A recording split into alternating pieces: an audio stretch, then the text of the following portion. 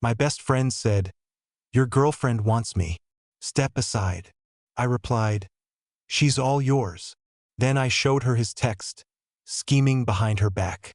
30 minutes later, he was frantically calling me, begging me to call her off after she exposed him in our group chat and pressed charges.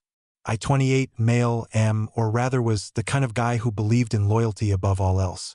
15 years of friendship with Henry, 28, felt like a bank vault of shared history, trust, and inside jokes. We weren't just friends. We were brothers in every way that mattered.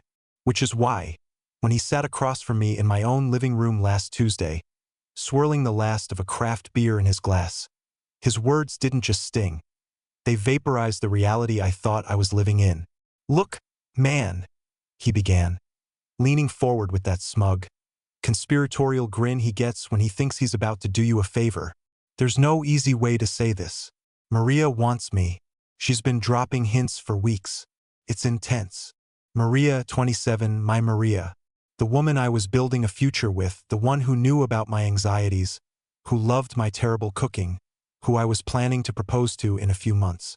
I just stared at him, the sound in the room narrowing to a sharp buzz in my ears. My first instinct was a jolt of white-hot rage, a primal urge to launch myself across the coffee table and wipe that grin off his face.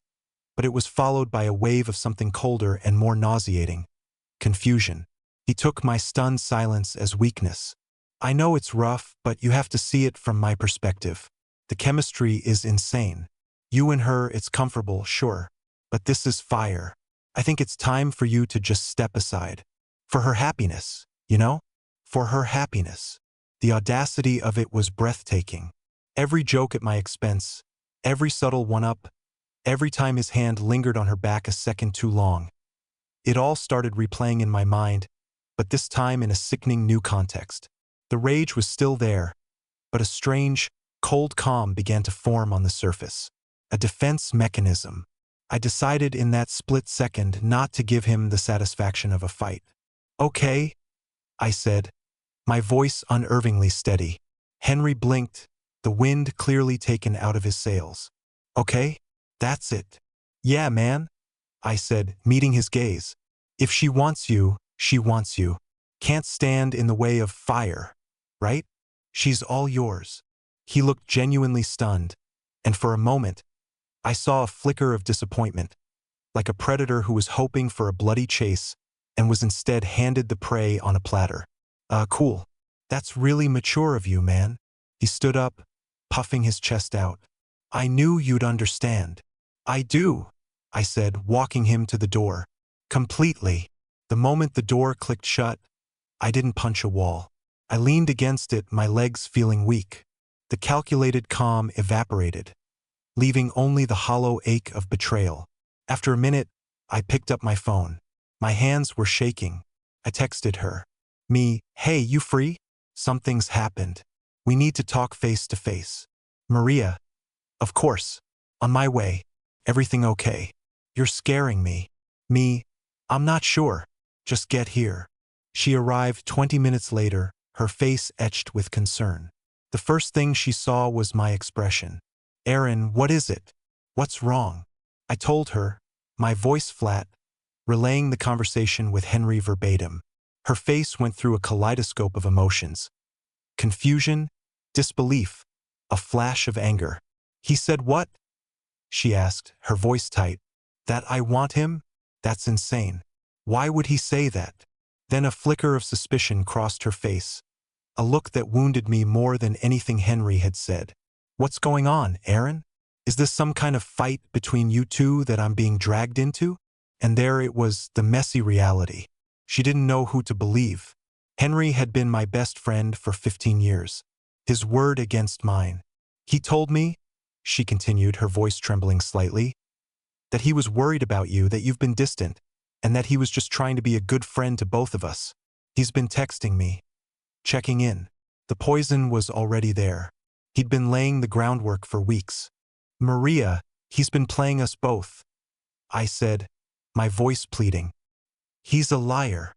"Then prove it," she challenged, tears welling in her eyes.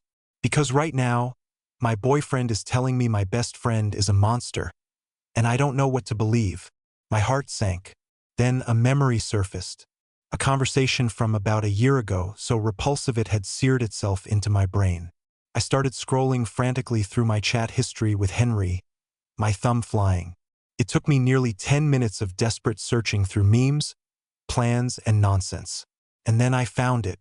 It was a screenshot of a text Henry had sent me.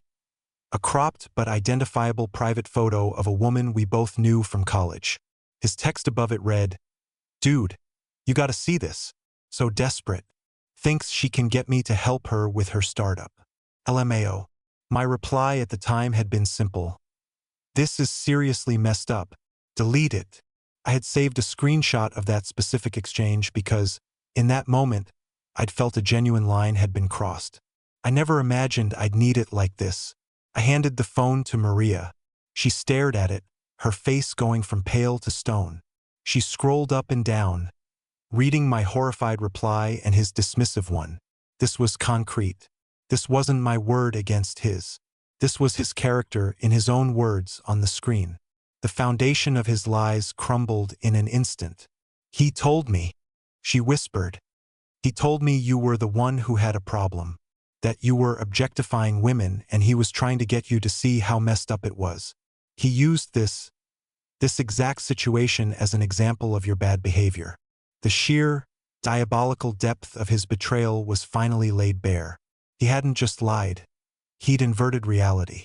Maria looked up, and the tears were gone, replaced by a cold, hard fire. So he thinks I want him? And you said I'm all his. I did, I confirmed. A slow, dangerous smile spread across her face. Okay, let's give him what he wants. She pulled out her phone, opened our main friend group chat, all 30 of us, and started typing. She uploaded the screenshot I'd just shown her. Then she wrote a caption. Maria, hey everyone, just wanted to clear the air on something. Henry just informed Aaron that I want him and that Aaron should step aside. So I wanted to make my choice public. Henry, you're right. I choose you.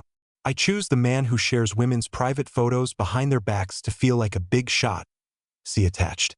I choose the man who has been manipulating my relationship for months, projecting his own disgusting behavior onto Aaron to try and isolate me.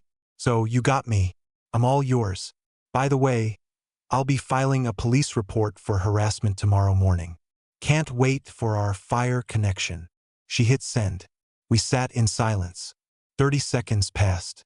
Then my phone began to vibrate on the coffee table. A call from Henry. I ignored it. It immediately rang again. Ignored. Then a text. Henry, call me right now. What did you do? Call her off. Maria looked at the frantic messages. He started it, she said. I just nodded. I know. The phone kept buzzing. A frantic, dying wasp on the table. We just watched it go. The last week has been a surreal blend of chaos and quiet resolve. Thank you for the support. It's validating to know we're not the crazy ones here.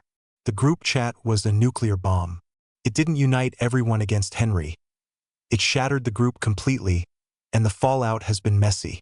For every message of support for Maria, there was another expressing confusion or disapproval. Friend, whoa, Maria, this is pretty extreme. I get you're mad, but posting this publicly is a lot. Friend B, there are two sides to every story. Henry is a good guy. This feels like a hit job. Friend C, can we please handle this privately? My phone is blowing up, and this is just drama. The woman from the screenshot came forward in the chat, thanking Maria and confirming Henry was a creep. That solidified things for some, but others had already left the group, wanting no part of the drama. We lost friends. People we've known for years are either siding with Henry or have just ghosted us to avoid the mess. It's a lonely feeling. Henry's frantic calls and texts continued for 2 days. They were a masterclass in narcissistic deflection. Not once did he say, I'm sorry for what I did. It was always, look what you've made me go through, or you're ruining my life over a misunderstanding, and the classic, after 15 years of friendship, you owe me your silence. He genuinely believes that our shared history is a blank check for him to behave however he wants without consequence. On Wednesday, we went to the courthouse to file for a restraining order. It was a humiliating, soul-crushing experience. We spent hours filling out forms under fluorescent lights, detailing the harassment, printing out the texts, the screenshot, everything. We were granted a temporary restraining order, TRO, with a court date set in 3 weeks to determine if it would be made permanent. It felt less like a victory and more like a grim, necessary procedure. The entitlement, it turns out, is a family trait. Henry's mom called me on Thursday. "I don't know what kind of sick game you and that little witch are playing," she shrieked. "But you are destroying my son. He has been put on administrative leave from his job.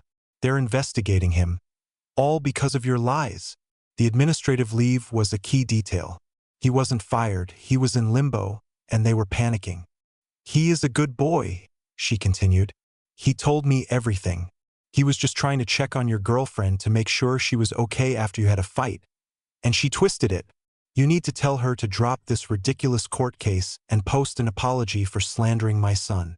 I stayed silent, letting her words hang in the air.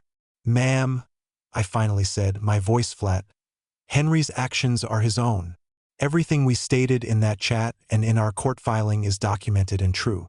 This conversation is over." I hung up before she could reply. "Maria and I have consulted with a lawyer. She was professional, sharp, and did not sugarcoat it. Her name was Ms. Joyce, and she laid out the reality. This would be a long, draining, and expensive process. The harassment case is strong," she said, "but we need to be prepared for a fight. We are. This isn't about a satisfying, clean victory anymore. It's about surviving the storm and seeing it through to the end. The wheels of justice grind slowly, and they grind you down a bit in the process." The TRO hearing was 3 weeks after my last post.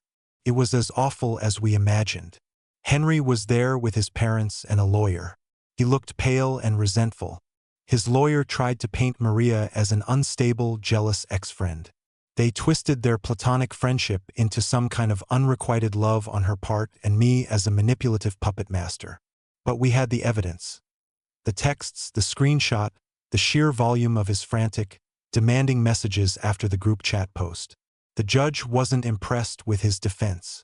We were granted a 1-year civil harassment restraining order. A small victory, but a crucial one. Henry's father approached me in the courthouse parking lot afterward. He didn't yell like his wife. His method was quieter, more insidious. "Aaron," he said, his voice calm and reasonable, "this has gone far enough. Think about your future. You're a smart kid. You have a good career. Reputations are fragile things.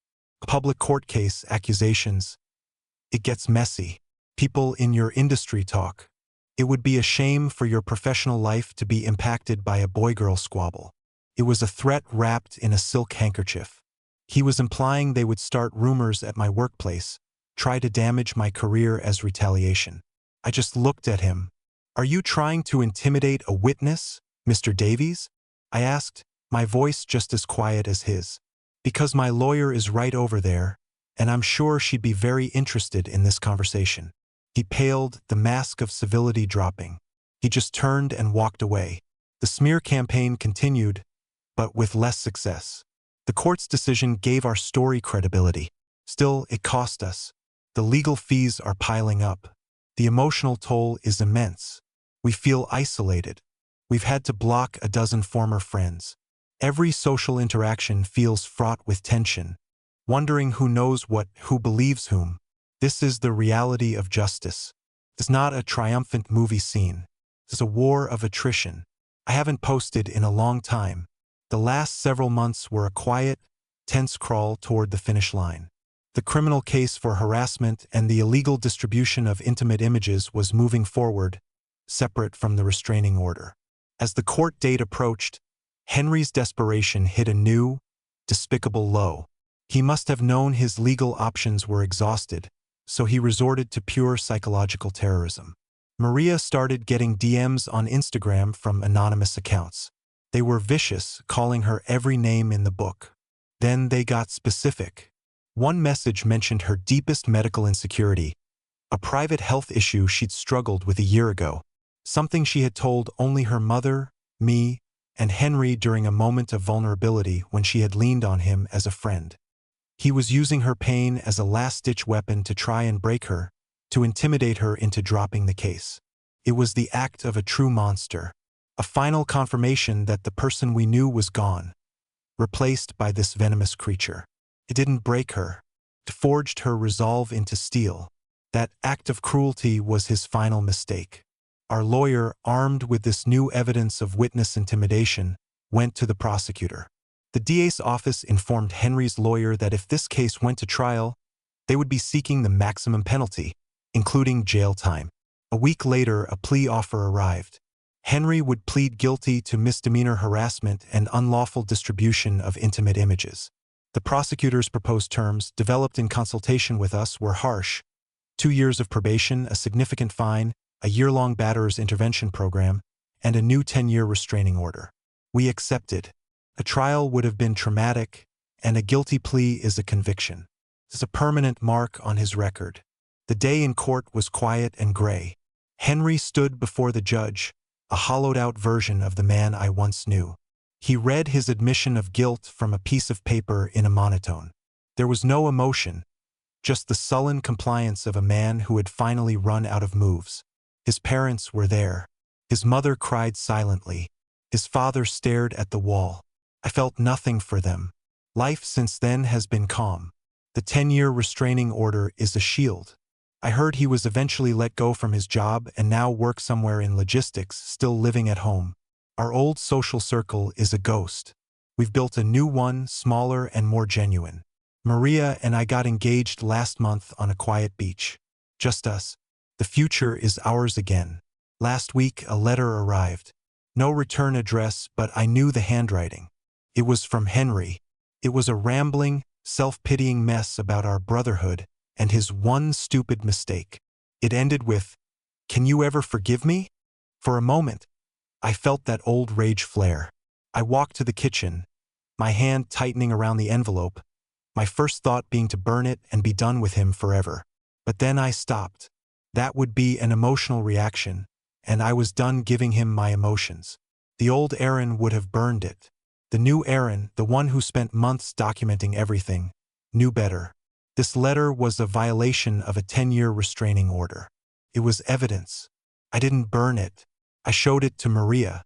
We looked at it, this pathetic final attempt to get a reaction. "Are you going to send it to the police?" she asked. I thought about it for a long time. I could cause him more trouble, get his probation violated. But what would that achieve? It would just keep him in our lives. "No," I said finally. I walked over to the small, fireproof safe where we kept our important documents. I opened it and placed the letter inside, right next to the file containing copies of the restraining order and all the other evidence we'd collected. I'm not forgiving him. Forgiveness is for people who feel remorse, not regret at being caught. But I'm not pursuing him either. I'm just prepared. The best revenge isn't a fiery, satisfying explosion. It's the quiet, cold power of knowing you've won. You're safe and you hold all the cards. His letter sits in the dark, a final, impotent testament to his character, while we live our lives out here in the light.